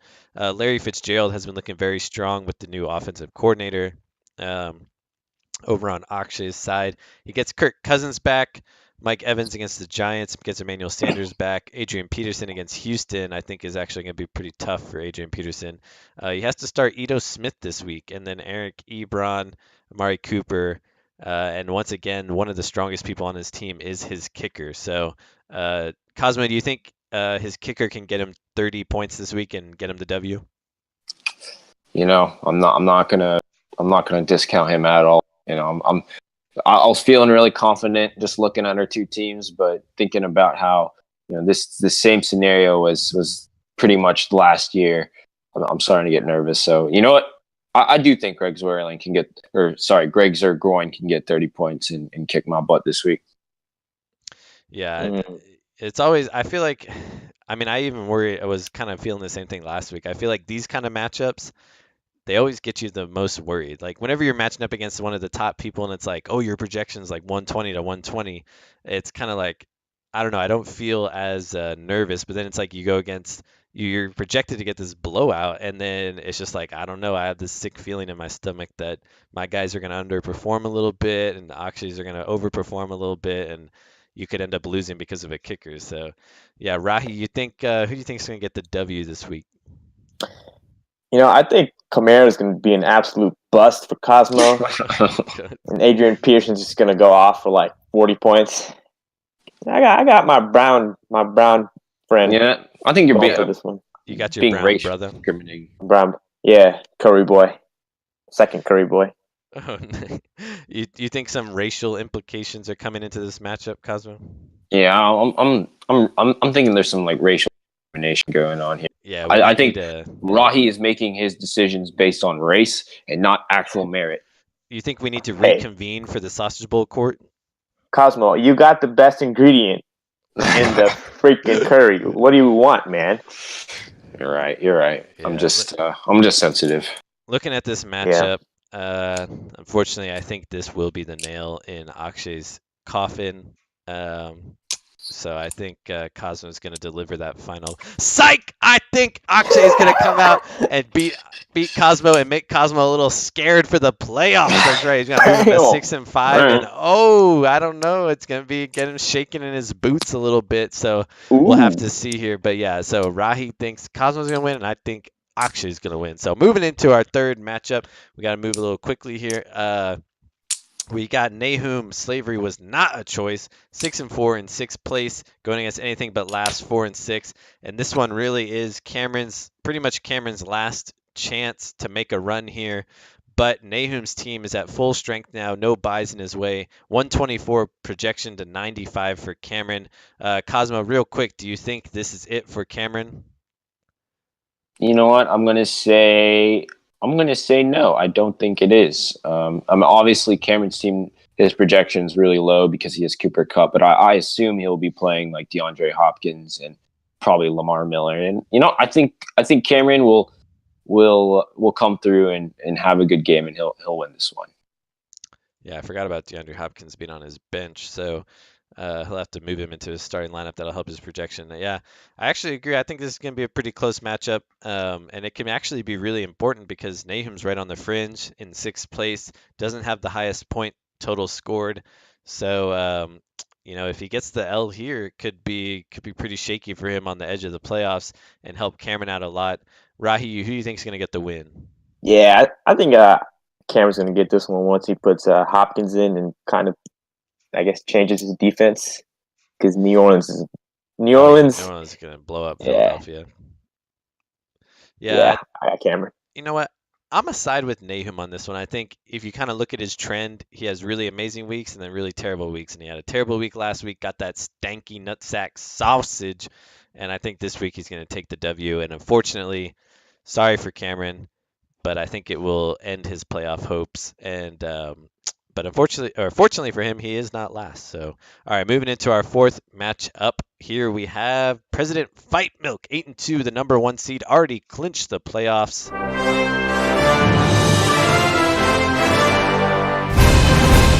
Going against repeat offender Brandon, 6-4 in fourth place. The projection right now is a little skewed because Brandon has 2 zeros on his team with Duke Johnson on bye and no one in for his kicker. So it's a little skewed, but it's 131 to 96 for Duncan. Duncan's team is looking super strong. He has James White on bye, but Chris Carson's not a terrible fill-in for that spot if he plays. And I think I don't know. I don't know how much of a trouble it puts these 6-4 teams in if they lose for the playoffs. But do you think Duncan's just gonna real quick increase his record to 9-2 and make Brandon a little bit more on the fringe for playoffs, Cosmo?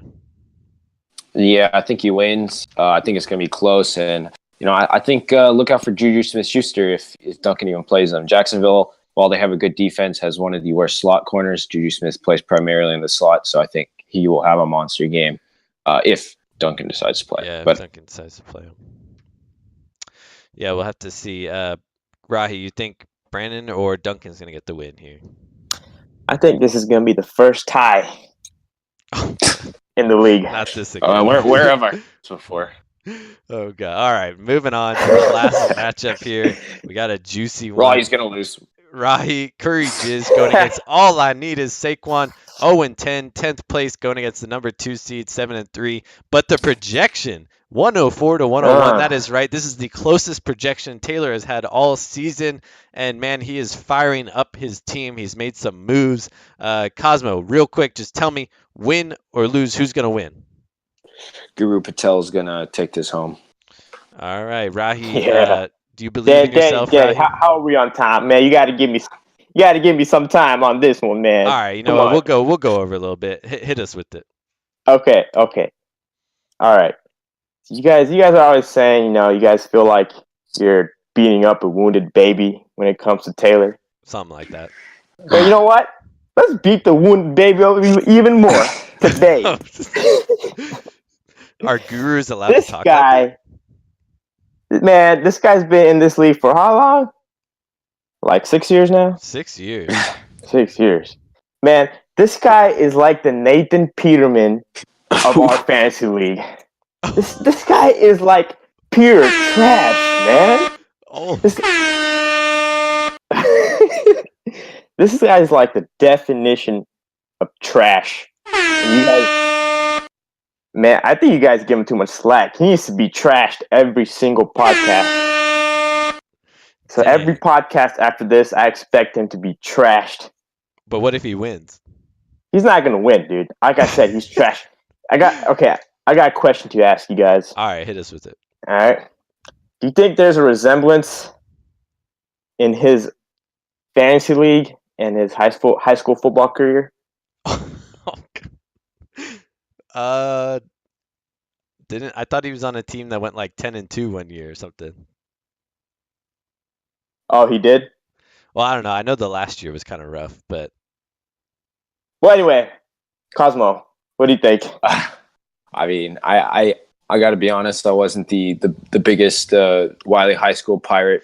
Yeah, to be honest, I didn't even go to football games until senior year. So, well, yeah, I haven't watched a single game. I didn't watch a single game. But anyways, all I know is how are you gonna make that accusation in high school football? And he's trash in fantasy football. Oh shoot! He's never gonna be good. I don't know. Are you gonna eat your words this week, Rahi? I don't know. Dude, don't trust these projections, man. Look at his team. Look at his team. Don't look at my team. Just look at his team. That's all you need to do. Just to warn you, and a quick preview for next episode, we have finally the Snuck Attack himself. Taylor will be on next week, so you better hope that you're right and he doesn't win, or otherwise you might get in a. You might have the episode with Taylor where he gets his first win, and oh boy, I don't know if you want to be in that episode. So we'll see there. But juicy matchup here. No, this is a guaranteed. This is a guaranteed win. All right, guaranteed whatever win. You want to say, man. So, all right, let's. He should change his name to All I Need Is Trash Can or something. All I need is trash or something. All right, moving into our last week's bold predictions. We had Cosmo saying Kirk Cousins will outscore Dak Prescott this week, while Kirk Cousins was on bye saying Dak was going to get negative points. But was he wrong? He got 21.7 points, helping Dallas beat the Philadelphia Eagles. So very wrong. Very wrong for Cosmo. Then myself, I said. Is that Curry getting to you? Juicy, oh dude, it is that Curry jizz getting all over me, sticking in my throat. But Duke Johnson was going to score 35 plus points in his juicy matchup in new offense, and boy was I wrong. He got 12.6 points, and the one that almost scored 35 points was Nick Chubb. So I had the right team, but the wrong running back. So not good there. And then Cameron took a shot at Rahi and said Rahi's going to lose out and miss the playoffs. Oh, was he wrong? He beat Cameron this week and only needs one more win to clinch a playoff spot. So, but looking pretty secure otherwise. So, all right, our bold predictions of the week. Cosmo, hit us with your bold prediction for week 11. Yeah, my bold prediction is that Larry Fitzgerald, who at one point was on waivers, and I think people have kind of given up on him. I think he's going to have a monster week and finish as a top 3 wide receiver for this week. think ever since Byron Leftwich took over as the offensive coordinator for this team, he has flourished. He's been seeing a high volume, a high number of targets. He's also, I think early in the year, he was dealing with an injury that I think was hindering his production, and now he's fully healthy, and I think that's a big part of why we're seeing him productive. And if you've watched that Oakland defense, they cannot pass rush whatsoever. So Josh Rosen is going to have all the time he needs to throw the ball. Oakland does not have any great cornerbacks that can guard Larry Fitzgerald, and I think this is just the perfect recipe. Larry Fitzgerald is going to go from 0 to hero, and when we do that top 5 ranking for wide receiver, he is going to be right above Mike Hunt at number 3. All right, there you had it. Heard it here first. Larry Fitzgerald, top 3 wide receiver for week 11. Keep your eyes on that and check our top players next week for that. But all right, my bold prediction for week 11, that is right. I say Taylor, James, Manatsa, Snack Attack. Taylor will get his first dub against Rahi. He's going to take home the W and give Rahi that fat L. And Taylor is going to be 1-10 on the season. That's right. The stars are aligning perfectly. I think Taylor's going to have a decent enough week to beat Rahi and get his first W. So that's right. Check this up as our 3rd correct bold prediction already. Taylor James Manatsa getting his first win. So, all right, Rahi, hit us with your bold prediction of week 11. All right. Well, I want to thank you, Danny, for giving me that bold prediction. Oh, shoot. One sec.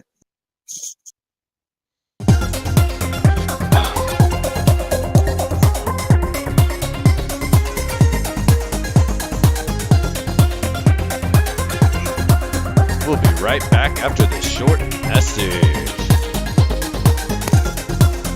Okay, we are back. Rahi, you got that bold prediction of week 11? All right. I'm back. My bad. All right. Can you hear me?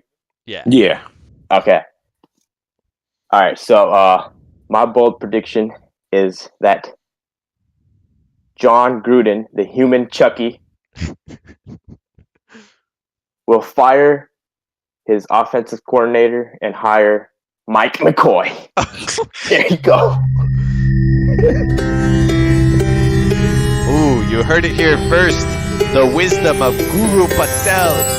He is saying John Gruden will fire his offensive coordinator and hire Mike McCoy to just round out an extremely boring team. All right, that's it, right? You got it? Yep. All right, let's type it in here. John Gruden will hire McCoy. That is correct. We will have to see how that one works out, but that wraps up our show there with the bold predictions. Larry Fitzgerald will finish as a top 3 wide receiver. Taylor will get his first win, and John Gruden will fire his offensive coordinator and hire Mike McCoy and really help out their team by running it straight up the middle. So, all right, that is our episode 11. Thank you for tuning in and listening to Guru Patel share the secret ingredients to a perfect curry. Cosmo, do you have any final statements for our listeners? I feel very thankful. I got to go on a journey this week. Got to ride through the slums of Mumbai and try some of the most delicate curry that is known to man. I'm thankful for that opportunity, and I think if all you listeners have free time, I think you should follow that recipe and cook yourself up some curry jizz. Cook it up. Do it exactly. All right, Rahi, our guest of the week. Any last words for everyone? Yes, I want to thank everybody for listening, and I hope the curry slurpee will make you strong and healthy. And I want to do one last prayer. Okay.